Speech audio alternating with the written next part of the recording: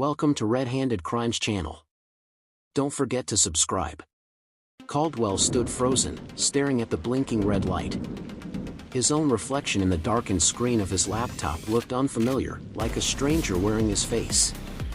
His breath came fast, shallow. He needed answers. With shaking hands, he plugged the USB drive back in. He searched for anything else, hidden files, metadata, something to prove this was an elaborate trick. Then, buried deep in the drive's storage, he found another file. His gut twisted. Against every instinct screaming at him, he clicked it. The video started with footage of himself, from years ago. He was younger, standing in a cold, sterile hospital room. A man in a white coat was speaking to him, his expression unreadable. "Agent Caldwell, you must understand, this is irreversible." The Caldwell in the video nodded. Then, the screen glitched violently, the image distorting, warping, until it cut to something even worse. His interrogation room. But this time, the perspective was different. The camera angle wasn't from the standard security feed.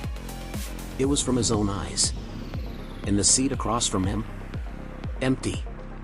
His own voice crackled through the speakers. "Tell me your name." But there was no response. Because there was never anyone there. The realization slammed into him like a truck. He staggered backward, the edges of his vision blurring. His memories, his entire investigation, wasn't real. He hadn't been interrogating anyone. He'd been interrogating himself. The woman, her face, her voice, the note, the USB. They weren't real. The air in the room felt suffocating. The walls seemed to close in, the fluorescent lights flickering above him like a dying pulse. Then, his laptop screen glitched one last time. A final image burned into the display. A medical file. His name at the top. Subject exhibits increasing signs of dissociation and hallucinations. Unable to distinguish reality from constructed memories. Further monitoring required.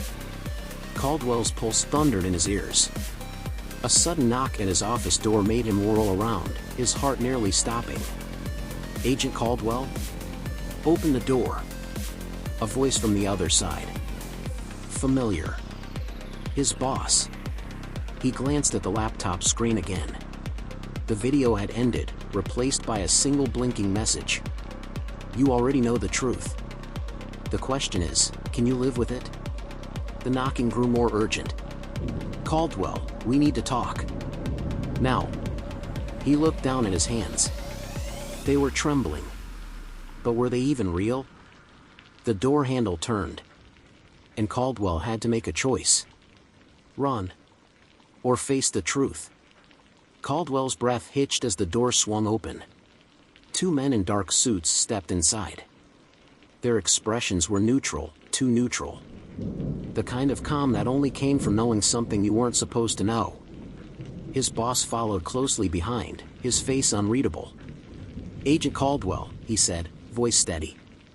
"Sit down." Caldwell didn't move. His muscles tensed, instincts screaming trap. "We need to talk about your condition," the boss continued, stepping toward him. "You've been experiencing distortions, haven't you? Things that don't quite make sense?" Caldwell swallowed hard. His eyes flickered to the laptop screen, but it was blank now. The USB drive was missing. Had he imagined it? No. No, it was real. It had to be. "Why don't you start from the beginning?" his boss asked, pulling out a chair.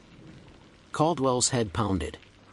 Every moment of his investigation, the woman, the USB, the interrogation, the medical file, collided in his brain, a kaleidoscope of fractured memories.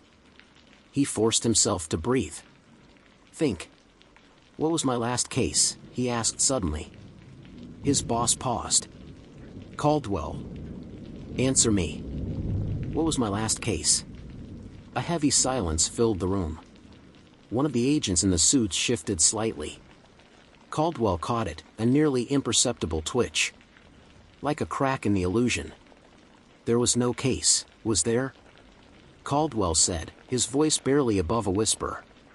His boss's jaw tightened. That was the confirmation he didn't need, but already knew. He wasn't a federal agent investigating a woman. He was the suspect. A shiver crawled down his spine. What did I do? His boss sighed. It's better if you don't remember. Caldwell's blood ran cold. That was all he needed to hear. He lunged.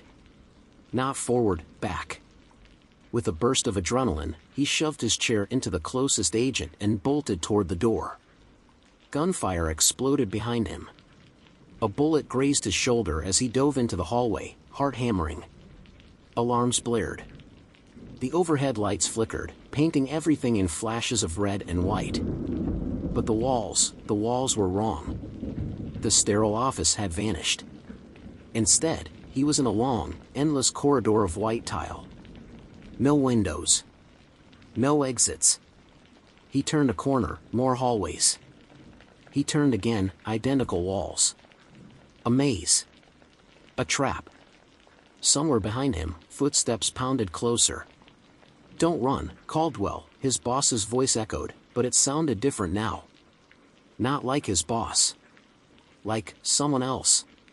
Like his own voice. His mind reeled. He sprinted faster until he reached a dead end. A mirror stood before him. No doors. No escape. Just him. His reflection was breathing hard, eyes wild with fear. And then, it blinked. But Caldwell hadn't. The reflection moved first. A slow, knowing grin spread across its face. And then, it spoke. You finally made it. The world around Caldwell shattered. The tiled walls peeled away, like pages from a book being erased. The hallway dissolved into darkness, revealing something far, far worse. A lab. And in the center, a hospital bed. Wires. 4 drips. Brain scans on a nearby monitor. And lying on that bed was him. Caldwell's mind fractured. This wasn't an office. This wasn't a government agency. He wasn't even awake. He was a subject. A patient.